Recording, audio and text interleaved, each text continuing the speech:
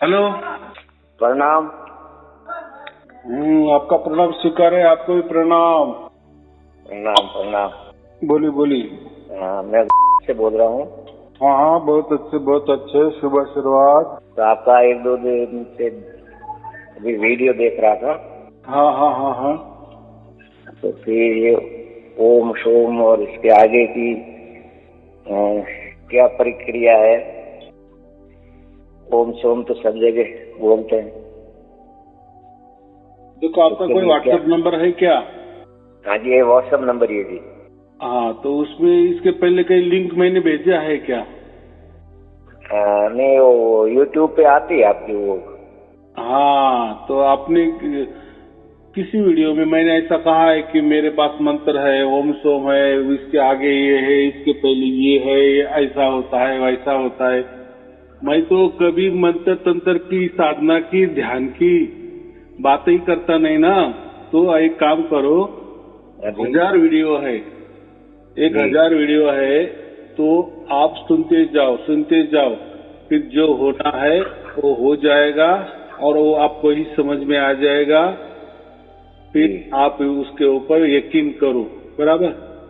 तो सुनते जाओ, बाकी कुछ करना नहीं है। कोई मंत्र तंत्र साधना की बात ही नहीं, ध्यान की बात ही नहीं, कोई बंधन की बात ही नहीं, कहीं यहाँ वहाँ जाने की बात नहीं, कहीं खर्चा करने की बात नहीं। घर बैठे ही हो जाता है। घर बैठे ही माने कोई ध्यान के लिए नहीं बैठना, कुछ करना नहीं।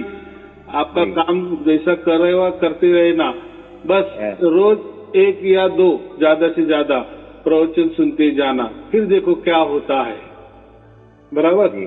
और जो होगा वो आपके साथ होगा, उसके साक्षी आप होगे, उसके गवाही भी आप होगे, और उसके ऊपर विश्वास जो है वो आपका ही होगा। फिर आप करना।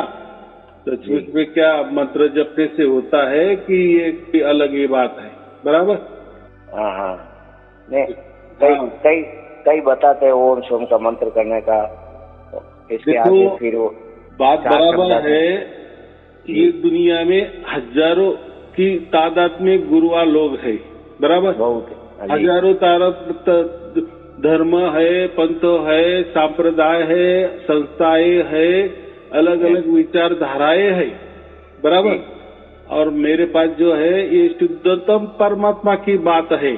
शुद्धतम परमात्मा, ना कोई धर्म, ना कोई पंथ, ना कोई संप्रदाय, या नहीं कोई दोहा, नहीं कोई श्लोक, न कोई रमेनी, नहीं कोई शब्द, कुछ नहीं कुछ नहीं कुछ नहीं। कोई देखना नहीं, कोई अलग विचार से चलना नहीं, कोई देखना नहीं, सुनना नहीं, या कोई बंधन में रहना नहीं। कोई आपका जो भी चल रहा है उसमें कोई बदलाव नहीं करना है, बराबर? सिर्फ क्या करना है, आपको प्रवचन सुनते जाना है। तो जब तक आपके अंदर जो परमात्मा उतरता नहीं है, माने परमात्मा की जब तक आपको पहचान नहीं हो रही, समझ में नहीं आ रहा है, तब तक प्रवचन सुनते जाओ, तब तक प्रवचन सुनते जाओ। हो सकता है 10 प्रवचन में, 20 प्रवचन में, 50 प्रवचन में, 100 प्रवचन में, 500 प्रवचन में आपको वो घटना घटित हो जाएगी, 24 घंटा हो जाएगी। फिर आप विश्वास करना कि मंत्र तंत्र में दम है, ध्यान साधना में दम है, या साईं आनंद जी ने जो बताया कि सिर्फ प्रवचन सुनो, बाकी कुछ मत करो। तो फिर आप तय करना ना, आपको किसमें जो आपको चाहत थी, जो आपको प्राप्ति करनी थी, वो किसमें हो गई, ये आपको समझ में आ जाएगा, बराबर? तब फर्क समझ में आ जाएगा कि नहीं, कौन सा सच्चा है, कौन सा झूठा है। हमें किसी को दोषारोप नहीं करना कि मैं ये भी नहीं दावा करता हूँ कि मेरा ही सब कुछ सच है, बराबर? क्योंकि जो भी होना है वो आपके साथ होना है, आपके साक्षी के साथ होना है, आपके स्वयं के साथ होना है। वो जो अनुभूति आपको होनी है। फिर आप समझना कि मैं इतने बरस मंत्र तंत्र के चक्कर में था, कोई साधना के चक्कर में था, बहुत सारे गुरु भी बनाए, बहुत सारे कोई अलग अलग धारणा भी मैंने मेरे शरीर पे उतार ली।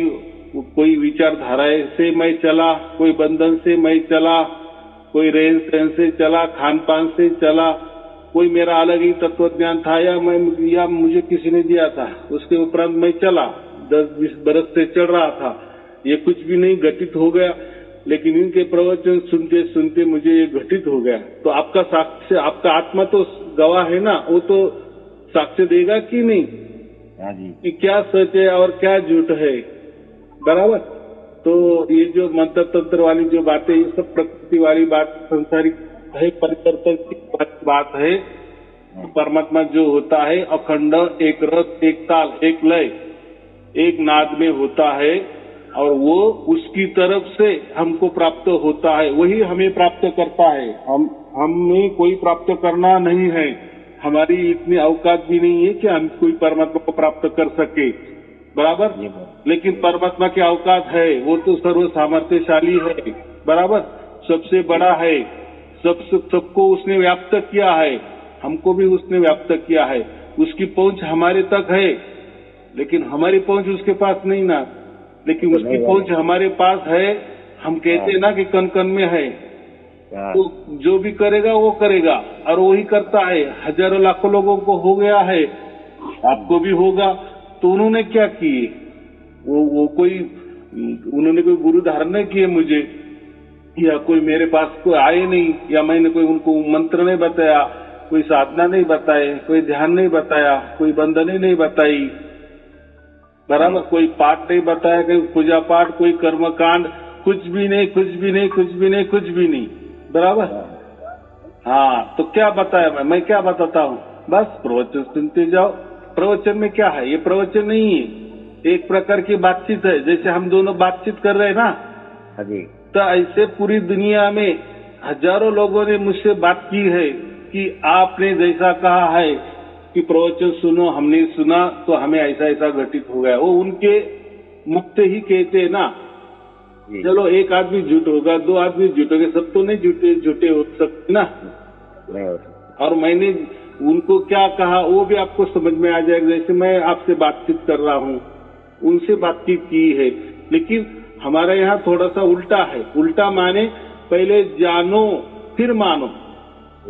तो पहले कुछ जाना ही नहीं, कोई परमात्मा की पहचान भी नहीं हुई, परमात्मा की कोई झलकियां नहीं मिली, बस बातों पे बातें कर रहे हैं, ज्ञान पे ज्ञान चर्चा कर रहे हैं, तर्कों पे तर्क कर रहे हैं, इसका सच है कि उसका सच है, कि ये सच्चा है कि ये झूठा है। तो इसमें मजा नहीं ना। हमें क्या अधिकार है किसको सच्चा और झूठा बोलने का, बराबर। जब हम पे वो हो जाता है, परमात्मा हमारा चुनाव करता है, हमारे अंदर उतरता है, तो बात अलग है, बराबर। क्योंकि उसके गवाह हम रहते, खुद रहते हैं। तो हमारा ऐसा है कि पहले जानो, फिर जानने के बाद मुझे आप फोन कर सकते हो, बराबर। आपको जैसा हुआ वैसा बोलेंगे। देखो आपको कुछ हुआ नहीं तो क्यों फोन करेंगे, आप नहीं करेंगे ना। हाँ, तो होगा इसलिए आप आपके मोबाइल से मुझे फोन करेंगे। तो बात है, कोई चिंता की बात नहीं है। आपका व्हाट्सएप नंबर है, मैं उसमें आपको लिंक भेज देता हूँ। आप डायरेक्ट यूट्यूब में भी जाकर देख सकते हो लिंक के द्वारा, और सुनते रहो। जो भी आपका कुछ चल रहा है, किसी के साथ आपने कोई गुरु किया है, किसी को कोई मंत्र दीक्षा ली है, उसका भी आपको करना है तो वो भी करो। मेरे यहाँ कोई ऐसा बंधन नहीं है कि मेरा करे दूसरे का मत करो। उल्टा मैं क्या करना है आपके, जब तक जी नहीं भरता तब तक करते रहो। जी भरना माने क्या, जब तक मेरे तायारुण जी के प्रवचन सुनते सुनते वो घटना जब तक घटित नहीं होती तब तक आप किसी का भी करते रहो। हाँ, बाद में आपको जो चाहिए था वो मिल गया, आपका विश्वास हो गया, आपको अनुभव हो गया, आपको एहसास उसका हो गया, परमात्मा का स्पर्श आपको हो गया, परमात्मा का स्पंदन आपके अंदर उतर गया, और आपने उनको पहचान भी लिया, आपका पूरा विश्वास भी हो गया। बाद में आपके पहले गुरु का करना था कि गुरु को छोड़ना है या नहीं छोड़ना है, वो आप तय करो, बराबर। लेकिन मेरा पास ऐसा कुछ ये नहीं है कि मेरे पास आ गए तो आपको ये छोड़ना पड़ेगा, वो छोड़ना। यहाँ कोई गुरु गद्दी की बात ही नहीं, गुरु की बात नहीं, कोई धर्म की बात नहीं, कोई पंथ की बात नहीं, बराबर, कोई साधना की बात नहीं, कहीं आना ना कहीं जाना, ना कहीं खर्चा, बराबर, कोई पंथ की बात नहीं। ये बात ही नहीं है। अभी बाकी लोगों के पास है तो आप बोलेंगे फिर वो क्यों कर रहे हैं, तो हमको क्या अधिकार है वो क्यों कर रहे हैं, बराबर। हाँ, उनको आप पूछ सकते हो भाई वो तो ऐसे कह रहे, आप ऐसा कह रहे, बराबर। लेकिन मैं क्यों दूसरों को भला बुरा कहता हूँ या अच्छा कहूँ, जो भी चल रहा है बराबर चल रहा है, ये तो आपको तय करना है ना। जैसे बाजारों में दुकानें होती कि नहीं, हमको जो चीज अच्छी लगी, जिस दुकान में वो चीज हमें अच्छी मिल रही है तो वही हम लेते हैं, वहां से लेते हैं ना। उसके लिए हमारे पास कितना पैसा है उसके भी हिसाब से हम लेते हैं, बराबर कि नहीं। तो ऐसा ये दुनिया में बहुत सारे प्रवचन भी करते रहे लोग, सब कुछ करते हैं, आप सुनते भी होंगे, बराबर। अभी क्या करना है, मेरा सुनना है, वो भी ज्यादा नहीं, बस 1 या 2, और जो करना है आपका, जिस दूसरे का भी सुन रहे, जिस दूसरे का भी जो भी कुछ कर रहे हैं वो भी करो, वो उसमें हमारी मना नहीं है, बराबर। लेकिन जब ये हो जाएगा फिर बाद में आप डिसाइड करो कि वो छोड़ना है कि पकड़ना है, क्या और जोर से उसको पकड़ना है, वो क्योंकि आपका विश्वास महत्वपूर्ण है, बराबर। ना किसी धर्म का विश्वास, ना किसी पंथ का विश्वास या किसी गुरु का विश्वास, आपका आत्मा का विश्वास होना चाहिए कि मुझे ये चीज जो मिल गई वो क्या मिल गई, सच्ची मिल गई कि झूठी मिल गई, बराबर। वो तय करने का तो अधिकार है ना, क्योंकि आपका मनुष्य जन्म एक बार ही हुआ है और मोक्ष पाने के लिए हुआ है, बराबर। बाकी संसार तो सभी करते हैं, पशु पंछी भी करते हैं, तो हम भी करते हैं। आहार, निद्रा, भय, मैथुन, ये तो सभी करते, प्राणी भी करते, मनुष्य भी करते। फिर मनुष्य श्रेष्ठ क्यों है? मनुष्य का जन्म जब होता है तभी उस जन्म में वो मोक्ष का अधिकारी बन सकता है। अगर उसने वो मोक्ष का अधिकारी नहीं है, और जैसे प्राणी करते हैं आहार, निद्रा, भय, मैथुन, यही चारों चीज अगर मनुष्य करने लगा तो फिर आदमी और मनुष्य में, अपना प्राणी और मनुष्य में क्या फर्क है? कुछ फर्क नहीं होगा ना। फिर मनुष्य की निर्मित किया क्यों? हाँ, तो ये समझ लो। तो मैं यही कह रहा हूँ कि प्राणी भी भोजन करते हैं, हम भी भोजन करते हैं, कोई फर्क है? कोई फर्क नहीं। हाँ, निद्रा पशु भी लेते हैं, पशु पंछी भी लेते हैं, प्राणी भी लेते हैं, हम भी लेते हैं, क्या उसमें क्या अलग बात है? मैथुन वो भी करते हैं, हम भी करते हैं, उसमें क्या अलग बात है?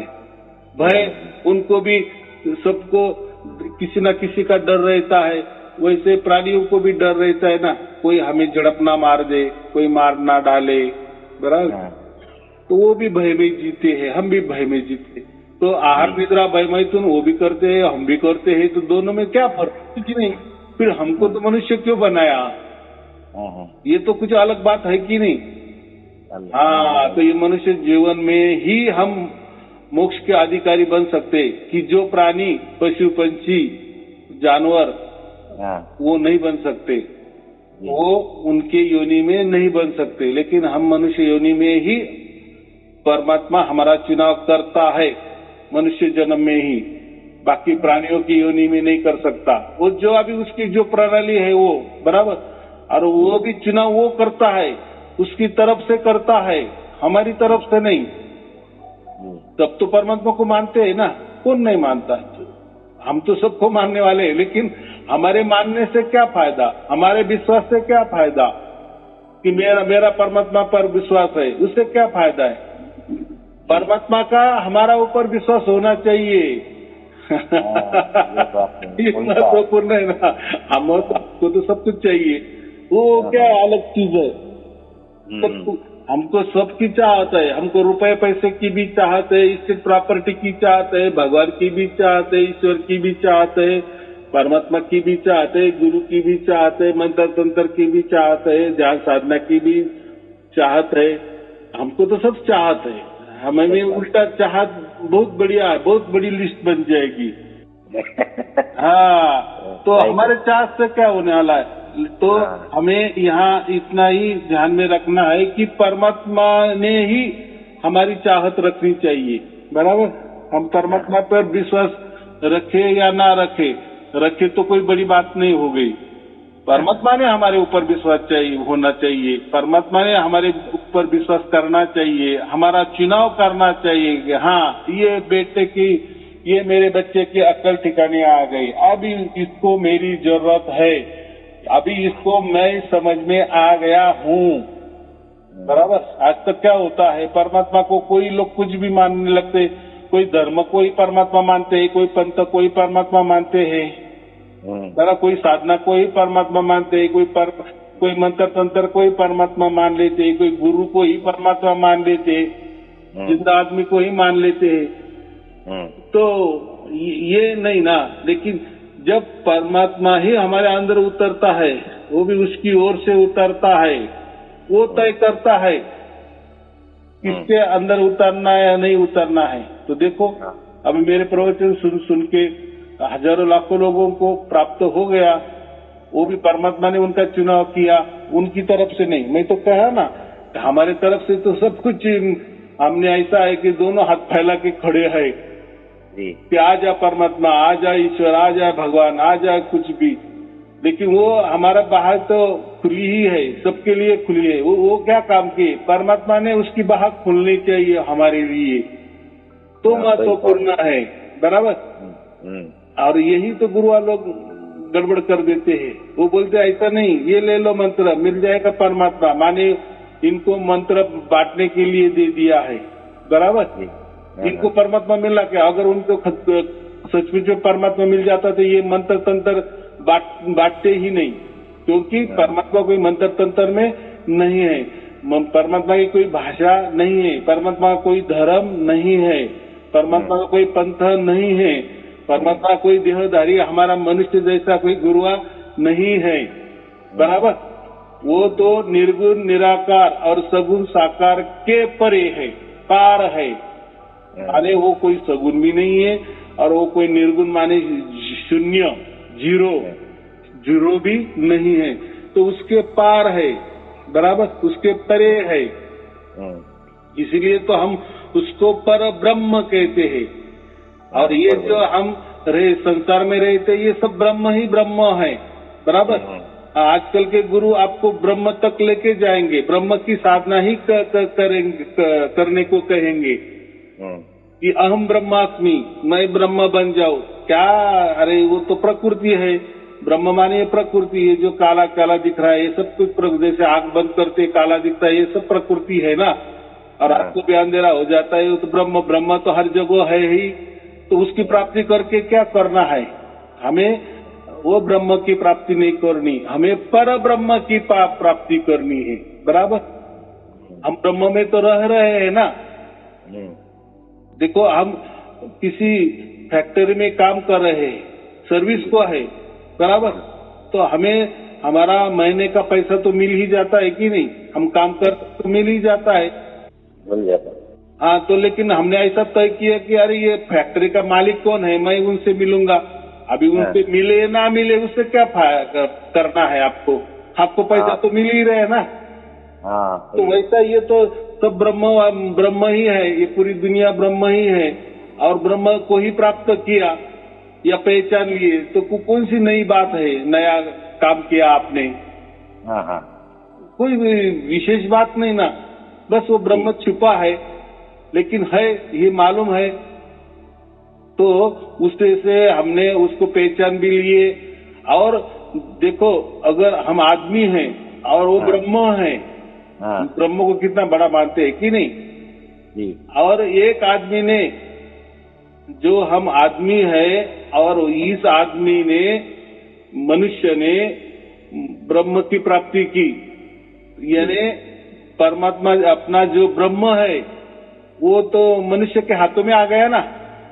आ गया। क्योंकि उसकी प्राप्ति किसने की? मनुष्य ने की ना। कोई मंत्र तंत्र से, ध्यान से, साधना से।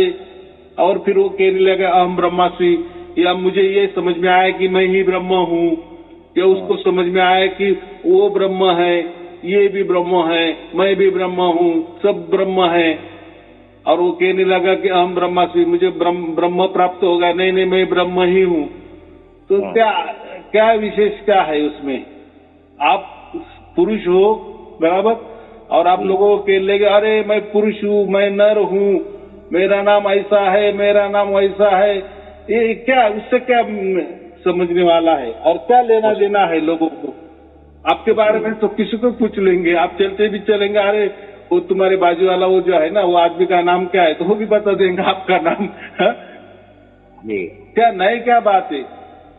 तो ये तो है ही। तो ऐसा ब्रह्म भी हर जगह है और उसकी प्राप्ति करने में कोई हासिल नहीं है। मनुष्य जन्म इसीलिए नहीं बना है, हम सब ब्रह्म ही है, बराबर। उसको ही प्रकृति कहा जाता है। तो ब्रह्म की प्राप्ति नहीं करना है, ऐसा कबीर साहब ने कबीर बीजक में लिखा है और उसमें कहा है, स्पष्ट कहा है, डंके की चोट पे कहा है कि ब्रह्म ये धोखा है, ब्रह्म ये धोखा है। जैसे हमारी परछाई होती ना, हम जैसे हिलते डुलते वैसी वो परछाई भी हिलती डुलती है, लेकिन वो एक धोखा है, उसमें कोई वो परछाई में जान नहीं है लेकिन लग रहा है। वैसा ही ये जो ब्रह्म है ना, ये इसकी प्राप्ति भी हमने की लेकिन वो एक धोखा है, उससे कुछ हासिल होने वाला नहीं है, उल्टा एक धोखा हो जाएगा कि मैंने ब्रह्म की प्राप्ति की। तो मनुष्य जन्म ये ब्रह्म की प्राप्ति के लिए नहीं हुआ है, बराबर। लेकिन बहुत सारे धर्म जो है ब्रह्म की प्राप्ति के लिए ही कहते, या जो गुरुआ लोग है वो भी ब्रह्म की प्राप्ति करने के ही देते। अभी ब्रह्म की प्राप्ति किससे होती है? मंत्र से होती है, साधना से होती है, ध्यान से होती है ब्रह्म की प्राप्ति, और वो प्राप्त हो भी जाता है। ऐसा भी समझो, चलो ब्रह्म भी प्राप्त होना कोई बच्चों का खेल नहीं है, लेकिन होता है इसलिए तो उसके मंत्र निकले ना, होता है तो इसलिए उसकी साधना निकली है ना, होता है तो इसलिए उसका ध्यान निकला है ना, हाँ होता है इसलिए तो उसके कर्म कांड निकले ना, पूजा पाठ निकली ना, माने वो हमारे हाथों में आ गया ना, हमारे मंत्रों से वो ब्रह्म प्राप्त हो सकता है, फिर इसलिए तो मंत्र बने हैं। ये सब मंत्रों के अधीन होते हैं। माने ऐसा है कि वो कोई बड़ी बात नहीं है, जो मंत्रों से प्राप्त होता है, कोई ध्यान साधना से प्राप्त होता है, कोई बंधन में रहने से प्राप्त होता है, कोई साधना से प्राप्त होता है, तो क्या फिर उसके मजा क्या है, ऐसा मैं कह रहा हूँ। क्योंकि हम मनुष्य है और मनुष्य ने प्राप्त किए, जो था उसमें ही। आपके घर में पैसे छिपा लिए आपने और आपने ढूंढ के निकाले, क्या नहीं बड़ी बात क्या है? तो हम ब्रह्म ही है, ब्रह्म में ही रहते हैं, ब्रह्म में ही, लेकिन ब्रह्म ये धोखा है। माने धोखा किस लिए? कबीर साहब ने कहा कि ये जो प्रकृति हम देख रहे हैं ना, ये यही हमें अच्छा लगती है। स्टेट प्रॉपर्टी का कमाना, एक घर है तो 4 घर कैसे मेरे हो जाएंगे, मेरे खाते में बैंक में 1 लाख रुपए तो 1 करोड़ कैसे हो जाएंगे। हम उल्टा बढ़ाने की कोशिश कर रहे हैं ना, लेकिन ये नहीं समझते कि ये प्रॉपर्टी, ये पैसा अड़का जो भी है, या जो भी हम आंखों से जो भी कुछ देख रहे हैं, कानों से जो कुछ भी सुन रहे हैं, जो भी हम अंदर महसूस कर रहे हैं, या जहाँ तक हमारा विचार हो रहा है, कोई कल्पना कर सकते हैं, ये सब कुछ ब्रह्म ही है और ये सब कुछ नाश होने वाला ही है, बराबर। तो पैसे का नाश नहीं होता क्या? कभी रहते हमारे पास कम होते हैं, कभी ज्यादा होते हैं, क्या है उसमें? देखने वाले सब वस्तु सब नाशवान होती है। माने ये परिवर्तनशील है, परिवर्तन हो सकता है। हमारे पास 4 बंगले हैं तो आज हमारे पास एक ही बंगला हो गया, 3 बंगले गए ऐसे ही, बराबर। हो सकता है अभी 1 बंगला है तो हो सकता है बाद में 4 बंगले भी हो सकते, कुछ भी बदलाव हो सकता है। पैसे में हो सकता है, स्टेट प्रॉपर्टी में हो सकता है, विचारों में बदलाव हो सकता है, हमारी कल्पना में बदलाव हो सकता है, हमारे मान्यता में बदलाव हो सकता है। तो ब्रह्म तो इसी को कहा है, तो ब्रह्म भी एक संसार में ही आ गया, प्रकृति में भी आ गया ना। हो सकता है ब्रह्म प्राप्ति के कोई ये मंत्र देगा तो कोई दूसरा मंत्र देगा, ऐसे हजारों मंत्र है ब्रह्म प्राप्ति के, और बाद में तो हम ब्रह्मास्मि कह देते हैं। तो ये नहीं कहा है ऐसा कबीर बीजक में कबीर साहब ने कहा है। तो क्या कहा है? हमें पर ब्रह्म की प्राप्ति करनी है, लेकिन पर ब्रह्म की प्राप्ति करने के लिए खुद पर ब्रह्म ही हमारे पास आता है, हमारे अंदर उतरता है और उसकी पहचान देता है और हम पहचान भी लेते हैं, वो महत्वपूर्ण है। बराबर। ये ऐसे अघटित घटना लगता है कि कैसा हो सकता है, मैं तो ऐसा हूँ, मैं तो वैसा हूँ, मैं तो पुण्यवान हूँ, मैं तो बहुत पापी हूँ। ये हमारे पाप पुण्य से ये तो सब प्रकृति में चलता है ना जी। लेकिन परमात्मा के लिए उसका कोई आवश्यकता नहीं होती। बराबर। आप कितने बंधन में रह रहे हो, आपका खान पान कैसा हो, आपकी रहन सहन कैसी हो, आप कितने विचार वाले हो, कितने सत्य बोलने वाले हो या कितने झूठ बोलने वाले हो, कितने बंधनों में रहते हो, कितनी साधना करते हो, कितनी पूजा पाठ करते हो, या कोई बहुत बड़े गुरु को मान रहे हो, किसी धर्म को मान रहे हो, किसी पंथ को मान रहे हो, बहुत बड़ी आपकी विचारधारा है। ये सब कुछ जो है ना, इसका और परमात्मा से दूर दूर तक कोई वास्ता नहीं है। बराबर। अभी देखो, आपने किसी को झूठ बोला, बराबर, या सच बोला, इससे परमात्मा का क्या लेना देना है? भाई आप जो सच्चा बोल रहे हो, झूठ बोल रहे हो, ये प्रकृति में बोल रहे, व्यवहार के लिए बोल रहे, आपके संसार के लिए बोल रहे हो। ये सब चलन है, ये संसार में ही चलेगी। जैसे हमारा रुपया ये भारत में ही चलता है, डॉलर अमेरिका में ही चलता है, बराबर, यूरोप में ही चलता है। तो कहने का मतलब है वो उसका है। तो ये जो परमात्मा के लिए आप सच्चे हो, झूठे हो, ऐसे हो, वैसे हो, ये विचारधारा के हो, ये कल्पना आपकी बहुत बढ़िया है, आपका बहुत बड़ा, आप तपस्या करने वाले हो या बहुत बड़ा कर्म कांड करने वाले हो, सदाचार से रहने वाले हो, वगैरह वगैरह, जो भी है वो अच्छा भी समझो, बुरे भी समझो, उससे परमात्मा का कोई ताल्लुकात नहीं है। बराबर। ये तो भुगतान है, कोई अच्छा का भुगतान कर रहा है, कोई बुरे का भुगतान कर रहा है, सब कुछ चल रहा है। बराबर। कोई दूसरे को दुख दे रहा है तो कोई दूसरों से सुख भी ले रहा है, खुद भी दूसरों को कोई सुख दे रहा है तो कभी दूसरों को दुख भी दे रहा है। लेकिन ये जो प्रक्रिया, ये सब इसकी ये इसके नियम परमात्मा पर लागू नहीं होते।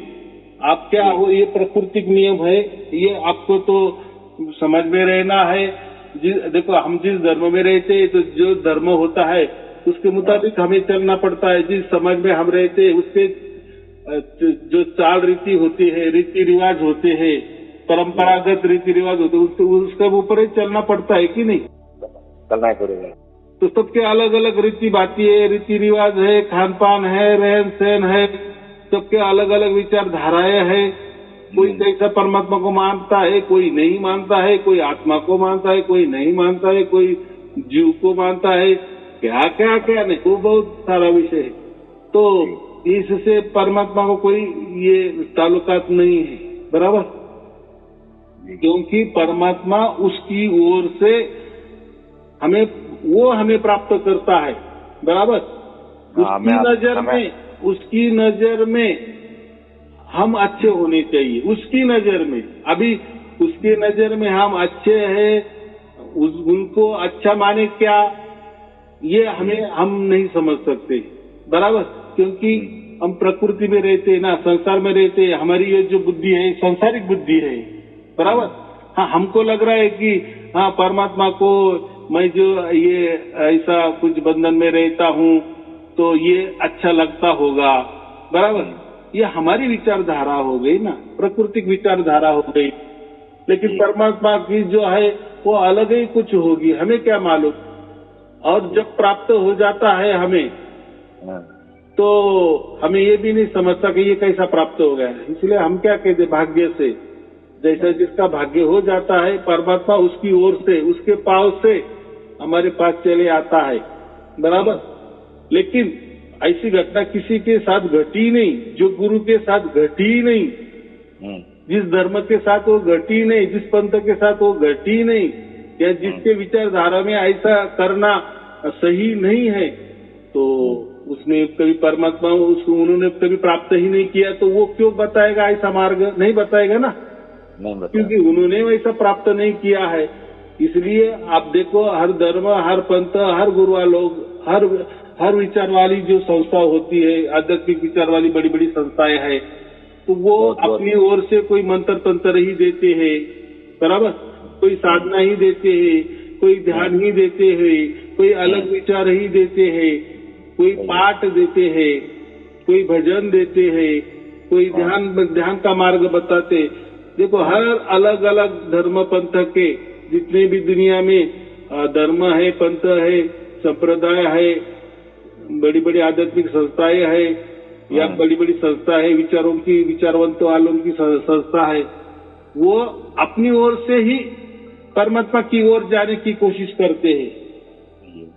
उनके विचारों से परमात्मा ऐसा होता है, उसके लिए ये करो, पर उनके विचारों से परमात्मा वैसा होता है, इसके लिए वैसा करो, बराबर।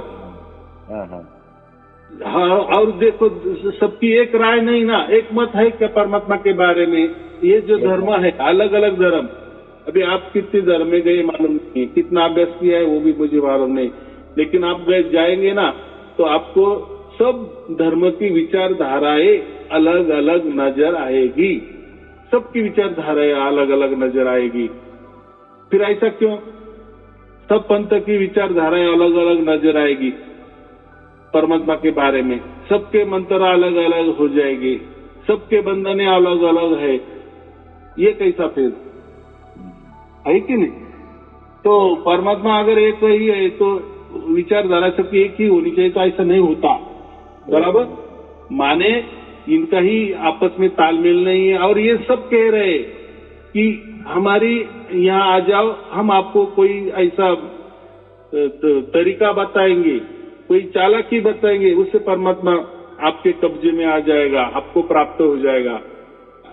इतना बड़ा परमात्मा आपके मनुष्य के चालाकी से प्राप्त होगा क्या? नहीं होगा ना, नहीं होगा। हाँ, तो हमारी चालाकी क्या काम की, हमारी तपस्या क्या काम की? हम क्या भुला सकते हैं क्या? परमात्मा को भुलाया करके उसको भुला सकते हैं क्या? अरे वो तो उसने इतने अनंत ब्रह्मांड तैयार किए हैं, निर्माण किए हैं, बराबर कि नहीं? सब कुछ बराबर चल रहे हैं। तो एक मनुष्य 100 साल की उम्र उसकी समझो, 100-125 साल की उसकी उम्र है। आज तो अभी तो उम्र तो बहुत कम होते गई है, लेकिन ऐसा समझो 100-150 साल का उम्र वाला आदमी परमात्मा को चैलेंज कर रहा है कि नहीं जी? कि ये मंत्रों से मैं तुझे प्राप्त करूंगा, मैं यंत्रों से तुझे प्राप्त करूंगा, ये ध्यान से मैं तुझे प्राप्त करूंगा, मैं मेरे तपस्या से तुझे प्राप्त करूंगा। तो कोई उसको प्राप्त न, तो वो होता है, वो अलग ही कुछ होता है, परमात्मा नहीं होता, बराबर।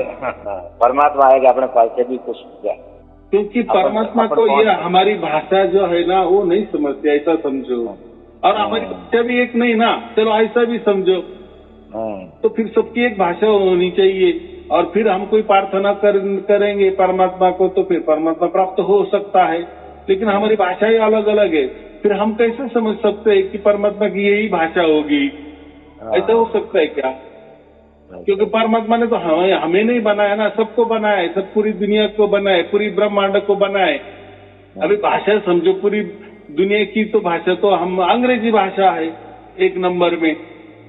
तो परमात्मा को अंग्रेजी में कहना क्या, फिर वो समझ में आएगा क्या कि ज्यादातर लोग अंग्रेजी वाले हैं? या ऐसा समझो हिंदी भाषा है, संस्कृत भाषा है, हजारों भाषा है ना जी। तो फिर परमात्मा कौन सी भाषा चलेगी जी? तो हर एक कहता है कि हमारे भाषा से ही परमात्मा को समझ में आती है, दूसरे की नहीं। ऐसा क्यों? बराबर कि नहीं? अगर तुम भी परमात्मा के बच्चे हो, तुम ही प्रकृति में जन्म लिए है, तो परमात्मा के नजर से तो सब कुछ हम एक ही है ना। तो एक है तो, लेकिन हमारा धर्म एक नहीं है, सबका धर्म एक नहीं, सबका पंथ एक नहीं है, सबकी विचारधारा एक नहीं है, सब दिखने में भी अलग अलग है, सबकी रहन सहन अलग अलग है, सबका खान पान अलग अलग है, सबके विचार अलग अलग है ना? सब कुछ अलग अलग है। तो अभी कैसा समझ में आ जाएगा? हाँ, लेकिन हर कोई कहता है कि हमारा ही सच है, जो कोई कहता है कि हमारा धर्म ही सच है, जो कोई कहता है हमारा पंथ ही सच है, लेकिन मैं जो बातें करता हूँ ये धर्म पंथ संप्रदाय के परे वाली बात करता हूँ, शुद्धतम परमात्मा की बात करता हूँ। तभी कुछ लोग बोलते हैं आप सार शब्द की बात करते हो, आदि ये तो हमारे धर्म में लिखा है। कोई बोलता है अरे सार शब्द की बात कर रही है तो हमारे पंथ में लिखा है। अरे ये परमात्मा की बात कर रही है तो हमारा धर्म का परमात्मा हो गया है। कोई संस्था बोलती है परमात्मा तो हमारा है। तो देखो अभी मैं भी क्या बताऊं उनको, मैं कुछ तो भी एक नाम दे दिया है, उसको सार शब्द नाम दे दिया है, उसको परमात्मा नाम दिया है। अभी भाषा तो कोई तो भी एक होगी दुनिया में, तो किसी भी भाषा में तो मुझे बोलना पड़ेगा कि नहीं। जो सर्वोच्च जो शक्ति है, सर्व सामर्थ्यशाली शक्ति है, सबसे बड़ी शक्ति है कि जिसने पूरे अनंत ब्रह्मांड निकले, तो हमने उसको अलग अलग नाम दे दिए। तो कोई बोलते कि ये नाम तो हमारे धर्म का है, हमारा पंथ का है, हमारे संस्था का है। तो देखो उसमें भी नहीं, फिर आप बताओ भाई उसको क्या बोलना। तो मुझे कहने का मतलब इतना ही है कि मैं परमात्मा कहता हूँ, बराबर, क्योंकि हम आत्मा है, तो हमसे जो बड़ा होगा वो परमात्मा ही होगा कि नहीं, हमारे से ऊपर को नहीं दूसरा। आत्मा तो सब है ही, और आत्मा तो प्रकृति में रहने वाली है, लेकिन परमात्मा तो उसको परम धाम में रहता है कि नहीं। ऐसा समझो, परमात्मा के हाथों में, जैसी वो राजस्थान में जो ऐसे गुड़ियों का खेल करते हैं ना, वो क्या बोलते हैं उसको, वो जो नाटक करते हैं ना, ऐसे उंगली पे रस्सी बांधते हैं और नीचे बावली रहती है, बावली के क्या बोलते हैं, खिलौने रहते हैं ना, ऐसे मनुष्य के आकारों के अलग अलग, तो वो जैसे नचाते हैं ना। हाँ, तो वैसा ही परमात्मा जो है, और ये जो हम नीचे आत्माएं हैं, हम आत्माएं लाखों करोड़ों की तादाद में है कि नहीं। ऐसे कहते हैं कि ऐसे समझो, आज के जो समय चल रहा है 900 करोड़ आत्माएं हैं, बराबर, तो 900 करोड़ लोगों की डोरी उसके एक हाथ में है, बराबर। माने वो डोरी जो है सबके अलग अलग है, लेकिन वो सब वो डोरी किसी के हाथ में मिल रही है, परमात्मा के हाथ में मिलती है, बराबर। और वो डोरी से हमारे आत्मा सब, माने ऐसा समझो कि हमारी आत्मा की डोरी और परमात्मा के यहाँ जा रही, सबकी जो डोरी है परमात्मा से मिल रही है, बराबर। लेकिन आपकी डोरी अलग है, मेरी डोरी अलग है, आप आत्मा अलग हो, मैं आत्मा अलग हो। ऐसे 900 करोड़ों की सबकी डोरी परमात्मा के, एक ही परमात्मा के हाथ है। जहाँ एक पहुंचती है, सबकी डोरी वहाँ पहुंचती है, तो वो एक ही हो जाती है, बराबर। और हमारा ये आत्मा है, और आत्मा को और एक डोरी है, वो उसको मन जो हमारा माइंड है ना, मन कहते, वो बंधा हुआ है। तो जो मन है ना, ये हमारा आत्मा को नीचे खींचने की कोशिश करता है, नीचे ही रहे। मैं हमारे नीचे की ही बात कर, कमर के नीचे वाली ही बात तो कर, बराबर कि नहीं। आज जो भी स्त्री हो पुरुष हो, सब कमर के नीचे वाली ही बातों में उन मजा आता है कि नहीं लोगों को। राइट। नीचे में क्या है, पेट है, सब कुछ है, दिल है, हमारा हृदय है, बाकी हमारे ये। तो मुझे इतना ही कहना है कि नीचा माने ऐसा समझो कि आंखों के नीचे वाला शरीर, उसमें जो भी अंग है, इंद्रिय है, उसके ही हम मन वहां ही खींचता है, बराबर। और एक आत्मा की एक डोरी हमारी आत्मा की परमात्मा के हाथ में है, बराबर। और यहाँ नीचे ये हमारी एक डोरी हमारा मन खींचता है। तो ऐसा समझो, प्रकृति, मन माने प्रकृति, तो ये प्रकृति हमें नीचे ही खींचती है, ऊपर जाने ही नहीं देती, बराबर। और ये गुरुआ लोग बोलते हैं कि परमात्मा पाओ, ये मन से पाओ। अरे मन क्यों ऊपर जाने देगा परमात्मा की ओर? वो तो उसका स्वभाव है ना, वो तो नीचे ही खींचेगा, नीचे ही बोलेगा। अरे स्त्री को बोलेगा तुम्हारे लिए पुरुष की जरूरत है, पुरुष को बोलेगा कि तुम्हारे लिए स्त्री की जरूरत है, स्टेट प्रॉपर्टी की जरूरत है, प्रॉपर्टी की जरूरत है, बच्चों की जरूरत है, तुम्हें संसार की जरूरत है। उसमें ही वो हमें ये करता है, माने माया में ही हमें लिप्त होने देता है ना। ताकि हम ये माया को ही परमात्मा समझे, बराबर। लेकिन असल में क्या है, असल में परमात्मा ऊपर है, उसके हाथों में सबकी डोरी है, सबकी डोरी है। और हर एक आत्मा जो है, हर एक आत्मा की डोरी मन के हाथ में भी है, बराबर। और हर एक का मन तो अलग अलग है, हर एक का आत्मा तो अलग अलग है, फिर हर एक आत्मा की डोरी का अलग अलग मन है। उनका मन आत्मा को नीचे खींचता है तो परमात्मा ऊपर खींचता है। तो देखो हमारी भी चाहत महत्वपूर्ण है ना, ऊपर का तो कोई सोचता ही नहीं कि ऊपर परमात्मा है, क्योंकि नीचे जो मन हमारे आत्मा को खींचता है, तो ये जो नीचे खींचता है तो इसके लिए तो प्रकृति बनी है। आंखों के नीचे जितना भी है, आंखों से शुरुआत करो, समझो आंखों के नीचे जो भी है पूरा प्रकृति उसमें ही रममान है ना, वही हमें अच्छा लगता है ना। बाकी तो परमात्मा किसको नहीं देखा, सचमुच में उसके हाथ में हमारी डोरी है नहीं, वो तो बात ही अलग है। और उसका उतना विचार भी हमारा नहीं होता, कोई गुरु वो भी नहीं करवा देता, बराबर। तो मुझे इतना ही कहना है कि हमें अभी इतना ही करना है कि परमात्मा ही उसकी ओर से हमारे आत्मा को खींच लेता है, बराबर। समझ रहा है कि नहीं? हाँ हाँ समझ रहा हूँ। हाँ, तो मनुष्य का जन्म, जो हमारा मन हमको नीचे खींच रहा है तो उसको खींचने दो, ये करना नहीं है, बराबर। मनुष्य हमें देखो, ये जो मैंने कहा ना कि ये जो पशु पंछी जानवर है, ये तो सब मन के आधार पे चल रहे हैं, बराबर। मन में आया कुछ भी कर लेते हैं, मन में आया कुछ भी कर लेते हैं। लेकिन मनुष्य ये ऐसा है ना कि थोड़ा सा सोचता है, इसलिए आप कहते उसको बुद्धि है, बराबर। लेकिन मनुष्य की बुद्धि है तो उसने भी सोचना चाहिए कि अरे ये तो हम प्राणियों जैसे हरकत कर रहे हैं, आहार निद्रा भय मैथुन इसमें ही रमान हो रहे हैं, हमको यही अच्छा लग रहा है। तो प्राणियों और पशु पंछी में और हमारे में क्या अंतर है? कुछ अंतर नहीं है। नहीं, ये हमको परमात्मा ने बुद्धि दी है, माने भी दी होगी, किस लिए? ये फर्क करने के लिए ना कि परमात्मा क्या होता है और ये प्रकृति क्या होती है। प्रकृति माने आहार निद्रा भय मैथुन, इसको प्रकृति कहते हैं। तो हमें प्रकृति में रहना है कि ये सब झंझटी नको है, ना आहार नको है, निद्रा भी नहीं चाहिए हमें, आहार भी नहीं चाहिए, निद्रा भी नहीं चाहिए, भय भी नहीं होना चाहिए किसका, और मैथुन की तो बात ही नहीं है, बराबर। जहाँ संसार होता है 1 से 2 भले होते हैं, वहाँ मैथुन होता है। तो इतना ही कहना कि ये झंझटी नहीं, बस हमें परमात्मा चाहिए। जब ऐसा विचार हमारा हो जाता है, हमारा विवेक उतना जग जाता है, बस परमात्मा को समझ में आता है, परमात्मा उसको खींचने लगता है, बराबर। ये जो सार शब्द होता है, हमारी डोरी, आत्मा की डोरी और परमात्मा के पास जो है, ये हमें समझ में आती है कि हमें अभी ऊपर की ओर जाना है, बराबर। लेकिन नीचे तो मन भी खींच रहा है, लेकिन मन से तो बड़ा परमात्मा है कि नहीं?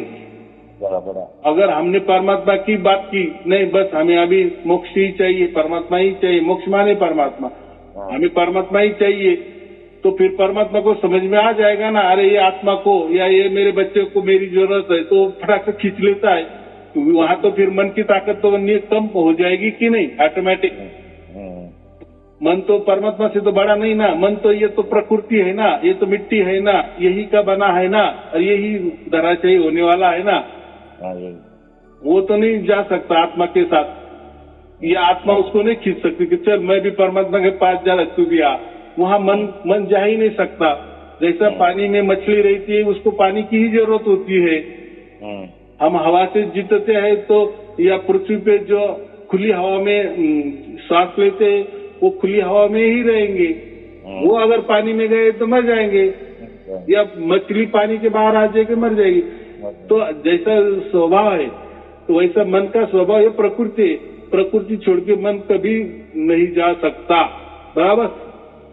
अगर किसने खींचने की कोशिश की तो मर जाएगा मन। तो लेकिन ये जो आत्मा है, ये आप परमात्मा के पास जा सकता है, क्योंकि उसका डीएनए एक है, उसकी एक वंश है, ऐसा समझो। एक ब्लड का रिलेशन है, एक खून का रिलेशन है, इसलिए आत्मा परमात्मा के पास जा सकती है या परमात्मा उसको खींच सकता है, बराबर। लेकिन परमात्मा कभी वो मन को नहीं खींच सकता, क्योंकि शरीर है। देखो शरीर तो उसकी भी कोई ताकत है कि नहीं, 100 बरस की 150 बरस की, उसका टाइम हो गया तो शरीर यही कि मिट्टी में मिल जाएगा कि नहीं। शरीर माने ही मन, तो मन भी मिट्टी में मिल जाएगा कि नहीं। और फिर आत्मा का तो कोई मरण की बात ही नहीं है। आत्मा तो परमात्मा जैसा ही अनित्य है ना। हाँ। जैसे परमात्मा के गुण है वैसे आत्मा के गुण है। हाँ, लेकिन वो प्रकृति में रहता है आत्मा, इसलिए वो ये शरीर छोड़ के दूसरा धारण करता है। ऐसे 84 लाख योनि में घूमता है, लेकिन एक ही आत्मा होता है। ऐसे हर एक का अलग अलग आत्मा 84 लाख योनि में घूमती है, बराबर। तो आत्मा का नहीं कभी नाश होता, शरीरों का नाश होता। लेकिन जो परमात्मा है ना, वो तो कोई शरीरधारी नहीं है। वो तो जैसा हमारे अंदर जैसा आत्मा है वैसा वो है। तो हमारा आत्मा को हम थोड़ी पहचान सकते हैं क्या? हम उसका अनुभव करते हैं सिर्फ आत्मा का। जैसे आप बोल रहे हो तो मैं कह सकता हूँ, या मैं बोल रहा हूँ, आप कह सकते हैं कि हम जीवित है इसलिए बोल रहे हैं ना, है कि हमारे अंदर आत्मा है इसलिए हम बोल रहे हैं, सुन रहे हैं, विचार कर रहे हैं कि नहीं। कितनी सहज बात है। अगर हमारे में आत्मा नहीं होगी तो हम कैसे बोलेंगे? शरीर होगा लेकिन वो मुर्दा शरीर है, वो कुछ काम, बराबर। तो ऐसी बात है। तो हमारी जो चाहत है परमात्मा की होती है, और ये जब समझ में आ जाता है कि हम कोई मन की बात नहीं मानेंगे, ये प्रकृति की बात नहीं मानेंगे, जैसा जिसका ये विचार हो जाता है उसको हम विवेकी कहते हैं, परम विवेकी तो कहते हैं। बस परम विवेकी हम जब बनते हैं तो यही समझ में आता है परमात्मा को, और परमात्मा समझ में आता है कि अभी ये बच्चे की अक्ल ठिकाने आ गई, उसको खींच लेता है 1 सेकंड में, और यहाँ मन टूट जाता है, नीचे के नीचे धराशयी हो जाता है, मर जाता है। कितनी सहज बात है।